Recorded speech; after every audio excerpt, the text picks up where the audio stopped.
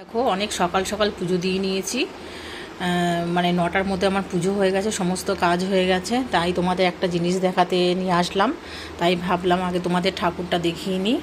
এখানে দেখো এই যে জল প্রদীপটা একটু খারাপ হয়ে গেছিলো, তার জন্য নতুন করে এই প্রদীপটা আজকে কিনলাম। এই দেখো এখনও ধরাইনি, সন্ধ্যাবেলায় ধরাবো। কেমন হয়েছে কমেন্টে জানিও। আর এখানে দেখো 3টে গ্লাস নিয়েছি এরকম। এই দেখো নতুন একদম, কালকে পুজো দেবো। ভালো করে মেজে টেজে নিয়ে এখানে এই দেখো আরও 2টো গ্লাস, এই যে এই দেখো এরকম 3টে গ্লাস নিয়েছি। আর এখানে 2টো থালা নিয়েছি, কেননা আমার অনেকগুলো থালা আছে ঠাকুরের, তার জন্য এখানে 2টো থালা নিয়েছি।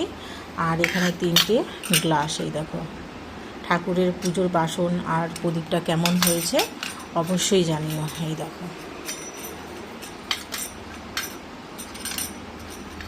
পুজোর সময় মনে হয় নতুন নতুন কিছু কিনি, ঠাকুরের জন্য কিনি, এরকম মনে হয়।